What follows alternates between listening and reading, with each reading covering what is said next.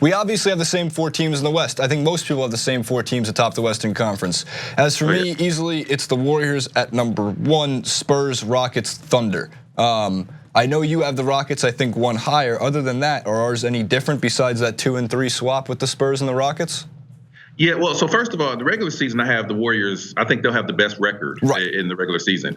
I just think the Rockets can take them out in the playoffs and maybe come out of the West. That's what the article is about you were referencing. But my 1 through 4, I've got Warriors, Rockets, Spurs, then Thunder. Warriors, Rockets, Spurs, and Thunder. Right. So here's the only reason I put the Spurs as the 2, and almost why I put the Spurs as the 1. I don't care how many years it takes. Like, Popovich is going to win another title at some point. I don't know when, but he's going to. My argument for the Spurs is 20 years of history. Pop just outsmarting many coaches. If his game plan is on, you're not going to beat that team. Kawhi being injured in the first round of the in the Western Conference Finals last year put a dent in what would have been a very fun and competitive, I thought, probably Warriors win in 6-game series. I don't think we've seen the best out of Kawhi Leonard. I think he's still emerging as he's still gonna add, like last year, for example, in the first 2 weeks of the season, we start going, oh, he added some of Kobe's moves. Okay, that's absolutely terrifying. Well, you don't need to do that, but okay. So I think he's gonna come back hopefully healthy and stronger. But let's talk about the Rockets, because it's not like the Warriors' offense has changed too much besides adding Swaggy P. We know that Curry and Durant probably are getting better. You wrote about this last year's playoffs, and finals is like, they've clicked. We're all screwed. And the Spurs, here's 20 years of videotape in the comment section below. Just watch all of it. The system hasn't changed, some of the pieces have. The Rockets and the Thunder are more interesting. Retooled, like many of the teams this offseason, and a ton of movement.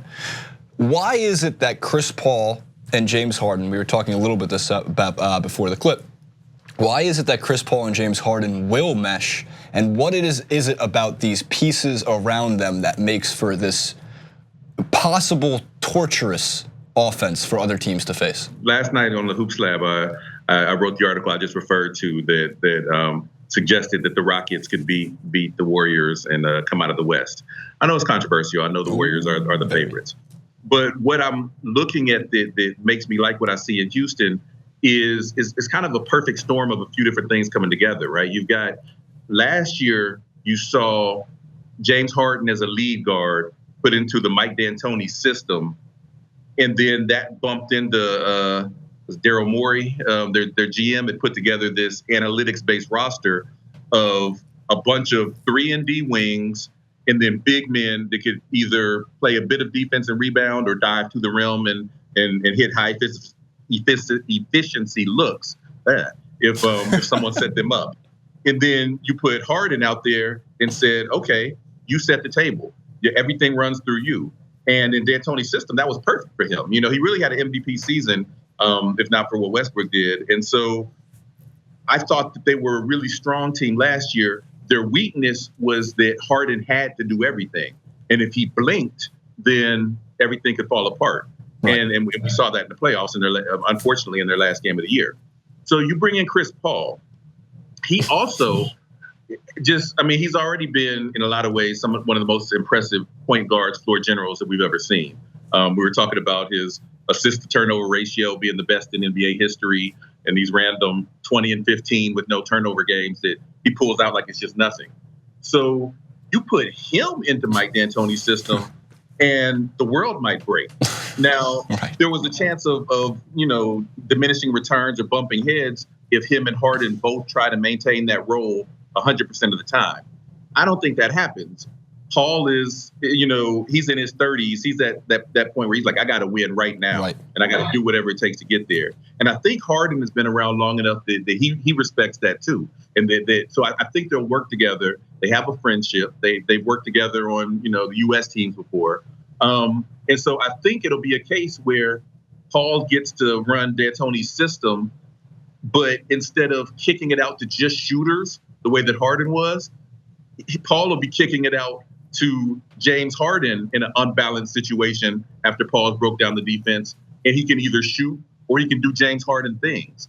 And they can play off of each other because they both can control the rock and the team, but they also can both shoot at a really high efficiency. Yep.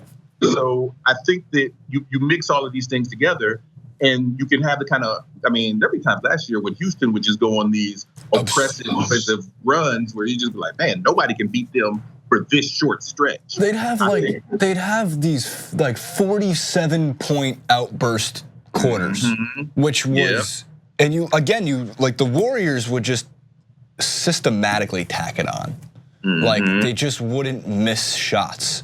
But it wasn't in the volume. They've had, don't get me wrong, massive quarters. I'm not trying to understate that. It's just when the Rockets put up 100 points and a half, you go, well, how do we slow them down besides tripping them in transition? Like there's no way.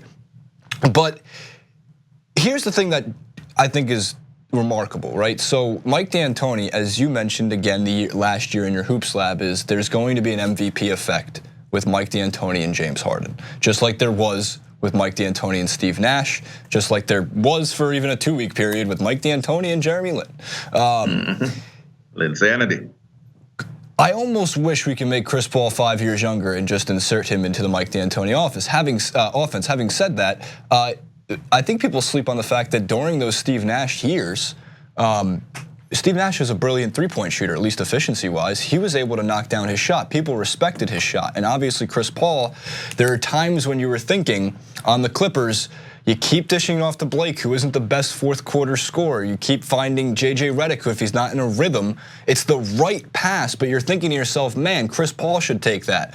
Well, now you have a player on your team, and I think this is exactly what you're saying, so I'm in agreement here. You got a player on your team in James Harden, who if you find him in the right rhythm, he's not going to miss. And you have to respect Chris Paul. This is a gravity thing, right? People are going to be, there's too much to worry about in the backcourt at the same time.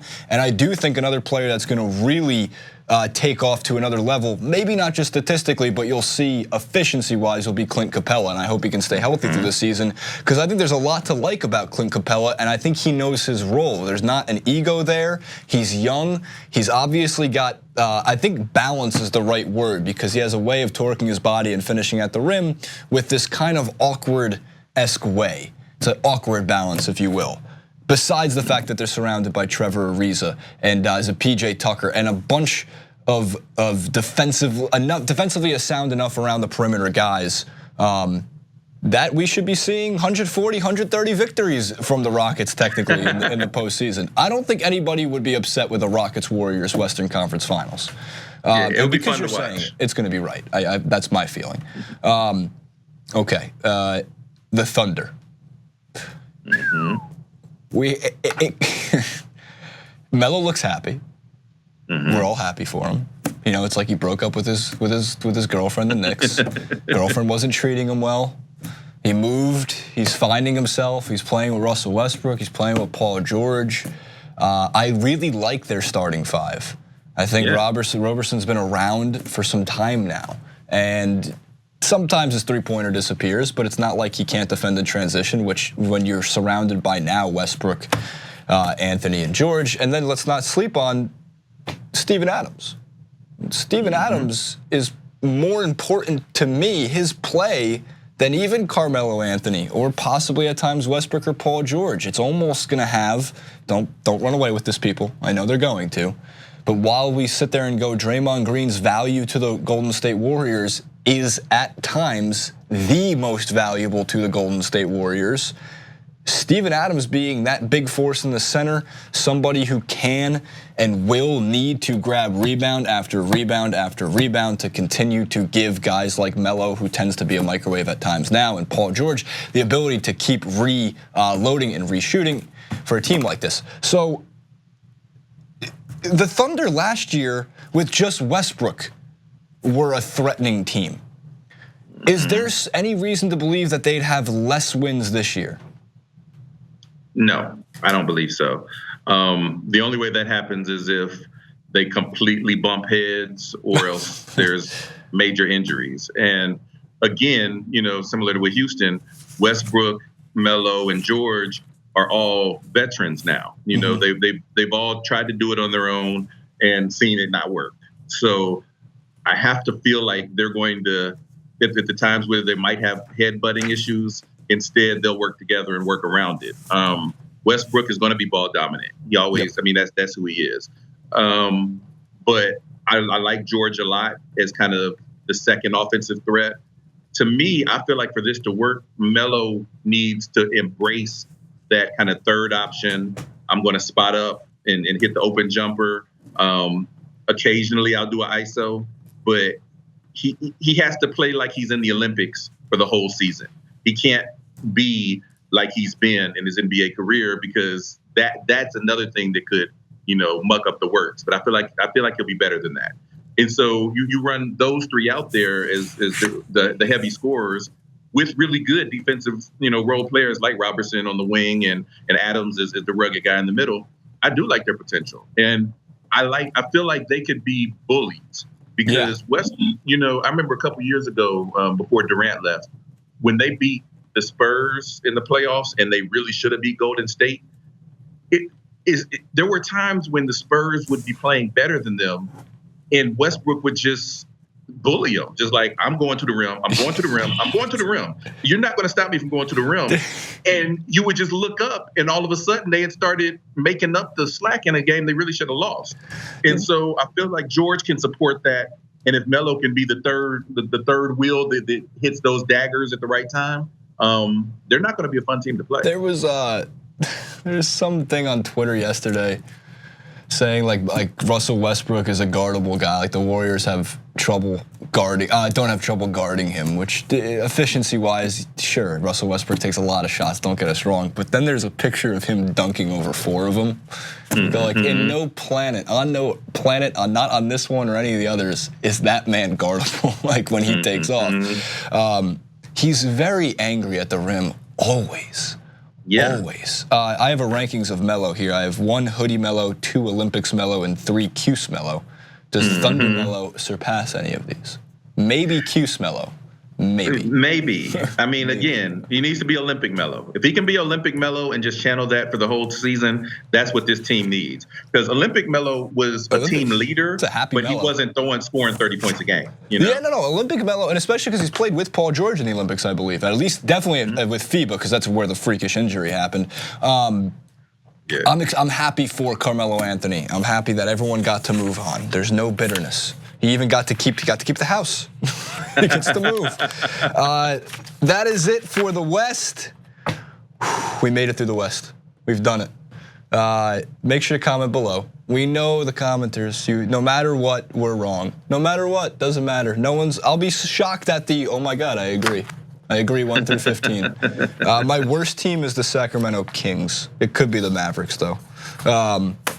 But that's for other clips, other fun clips. At Professor DRZ on Twitter, at the Hoops Lab. Go check it out on hoopslab.rotowire.com. There is written content on the Rockets. You should go back. I'm sure it's linked in some of those articles. It's the Mike D'Antoni effect on James Harden, where he even talks. Last year, you were talking about how it could have worked on Chris Paul. So the Rockets fans, you have some great content out there to read. Go learn. We'll see you next time.